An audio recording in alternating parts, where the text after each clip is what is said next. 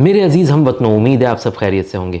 Recent जितनी भी escalation हुई उसके बाद हमने स्टार्ट की थी अपनी मोदी सीरीज़, जिसे आप लोगों ने बहुत सराहा, हमारी हौसला अफजाई की। Most recent video was on the topic of India boycotting Turkey, because Turkey ने पाकिस्तान को सपोर्ट किया। Through out this content creation process हम लोग कुछ चीज़ों का बहुत ज़्यादा ख्याल रखते हैं। कुछ बेसिक गाइडलाइंस हैं जिन्हें हम हमेशा फॉलो करते हैं। सबसे पहले हम कभी गालियाँ नहीं देते। मे बी आपको ये बात लेम लगे, लेकिन ये हमारा सबसे बेसिक रूल है।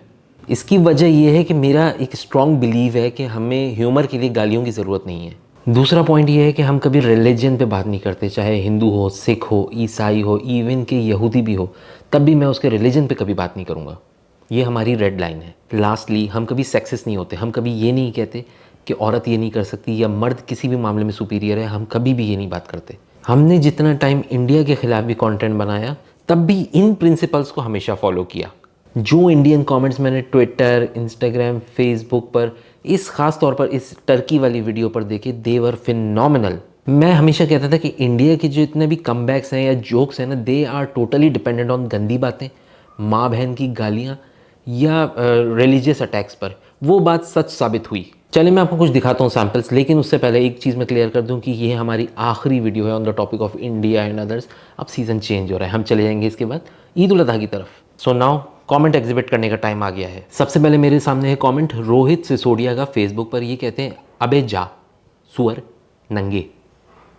अपने दिल पर हाथ रख के मुझे बताएं, इस पूरी लाइन में से कोई एक भी बात सेंसिबल है? क्या ये एक लॉजिकल कमबैक था? यहाँ पर रोहित सिसोदिया का दिल नहीं भरा। उसने सोचा एक और कमेंट करता हूँ, शायद कुछ लॉजिकल लगी मेरी बात। उसने बोला अपनी बहनों के पास से टाइम मिल गया तो वीडियो बनाई, बकरी देख लो। क्या बात है ये? क्या आप इससे ऑफेंड हुए? क्या आपकी ज़ात पे कोई फ़र्क पड़ा ये पढ़कर? कुछ भी नहीं।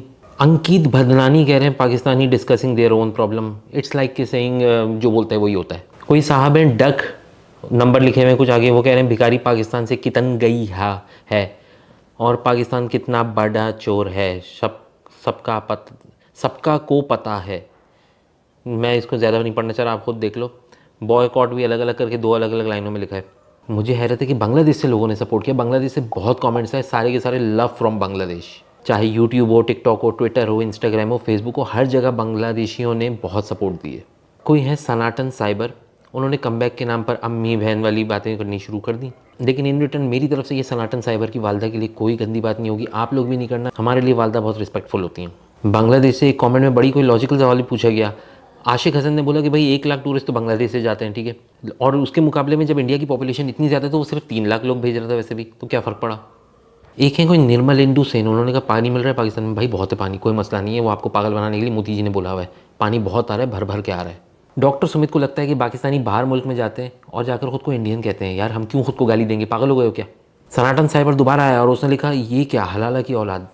मुझे समझ में नहीं आ रहा ये कैसा रेपिस्ट माइंडसेट है, ये क्या ऑब्सेशन है हलाला से। हम तो ये कभी डिस्कस भी नहीं करते, ना ये होता हुआ दिखता है। भाई डिवोर्स के बाद जब सेम पर्सन से दोबारा शादी करनी होती है ना, उसकी टर्म को बोलते हैं हलाला। मुझे समझ में नहीं आ रहा तुम लोगों का कैसा गुवर दिमाग है, क्या ऑब्सेशन है इससे। नहीं पता तो किसी मुसलमान से जाके पूछ लो भाई ये क्या चीज़ है, वो आपको एक्सप्लेन कर देगा, एजुकेट कर देगा। कोई संजीव साहब है, वॉरियर मंक, उन्होंने एक बहुत लंबा सा जोक लिखा है। मैं उसे नरेट करने का मेरे पास टाइम नहीं है, लेकिन आप भी इसको एक दफ़ा पढ़ लो। ना ये ऑफेंसिव है, ना ये फ़नी है। ये जोक सिर्फ उसको ऑफेंड कर सकता है जो आर्ट की कदर करता हो, जो जोक्स की, जो ह्यूमर की कदर करता हो। बजरंगी भाई अपने स्वाद अनुसार गाली देकर चले गए। बस एक बजरंगी साहब का कमेंट देखो, नाम देखो, कमेंट देखो। कोई सुमन बंसा है जो कह रही है कि बहुत हरामखोर हो, कोरोना किट्स क्यों यूज़ की। हमने कब की भाई कोरोना किट्स यूज़, हमारे पास तो अपनी थी ही। गौरव नाम की शायद सारे ही लोग ऐसे होते हैं। ये देखो माँ बहन की बातें, वही तेरे जीजा है ध्यान रख इंडियन का। आपके पास कमबैक नहीं हो ना, आप चले जाओ। ये नहीं करो यार, ऐसे टाइम वेस्ट हुआ ना। ये मैंने पढ़ा, मेरा टाइम वेस्ट हुआ, इतना कीमती टाइम है। संजय शर्मा को लगा कि शायद हम टर्क हैं। नहीं हम टर्क नहीं है, हमने उनकी बिहाफ पे आपके लिए वीडियो बनाई है। ये कुत्ते की डीपी है और बहुत सारे नंबर लिखे हुए हैं यूज़र ने में। ये सब समझ रहे हैं कि हम लोग अपने आप को टर्क या अरब कह के प्राउड फील करते हैं। ऐसा बिल्कुल भी नहीं है। We are proud of being from this subcontinent and we are also proud of not being one of you. Binu Singh कह रही है तुम लोग तो भिखारी हो, टर्की को भी बना के नहीं छोड़ेंगे लिखेंगे, छोड़ेंगे। ओके। अंकित कुमार ने कुछ गालियां दी और उसके बाद लिख रहा है कि आपके मुल्क में दाल और आटा नहीं है। ऐसा तो बिल्कुल भी नहीं है, मैंने तो अभी बिरयानी खाई है। और इन लोगों के जहन में ये कौन डाल रहा है कि हमारे पास दाल और आटा नहीं है। गिरीश आहूजा ने भी अपनी नेशनल ड्यूटी पूरी की और बहन रिलेटेड जवाब दिया। ये कोई नॉन पॉलिटिकल है। ये बंदे ने मेरा यूज़र नेम पढ़ा भी होगा, पढ़ने के बाद भी नीचे गलत लिखा है और अब्दुल माजिद को लिखा है अब्दुल माजिद। मुझे लगता है इन लोगों को पढ़ा के भी कोई फ़ायदा नहीं होगा। जगन्नाथ शर्मा भी बस एक गाली देकर चला गया। मृत्युंजय ने एक बहुत ही लंबा सा पैराग्राफ लिखा है, वो यही लिख रहा है कि खाना नहीं है हलाला, गाय खाते हो, पिग खाते हो। नहीं, यहाँ पे आपकी मिसकंसेप्शन मैं दूर कर दूँ, हम लोग गाय ज़रूर खाते हैं, ठीक है, बछड़ा खाते हैं, बछिया खाते हैं, पिग नहीं खाते, वो आप लोग देख लो, ये फैक्चुअली गलत है बात। एक मॉन्स्टर माश है, उसने एक जोक मारने की कोशिश की। देखो इन लोगों को एक कॉम्प्लेक्स भी है कि इनका ह्यूमर अच्छा नहीं है, इसलिए इसने जोक लिखने की कोशिश की। यहाँ पर मैं इसे क्रेडिट दूंगा कि इसने कोशिश तो की, लेकिन वो कितना बुरा जोक है ये देख लो। क्या इसको देख के आप ऑफेंड हुए? नहीं हुए, किसी पाकिस्तानी को कोई फ़र्क नहीं पड़ा ये सुनकर, लेकिन हमारी वीडियो देखकर ये लोग ज़रूर ऑफेंड हुए थे। अवनजीत ने भी मुझे 2 गालियाँ दी और उसके बाद शैल तिवारी ने आकर गालियाँ दी हैं।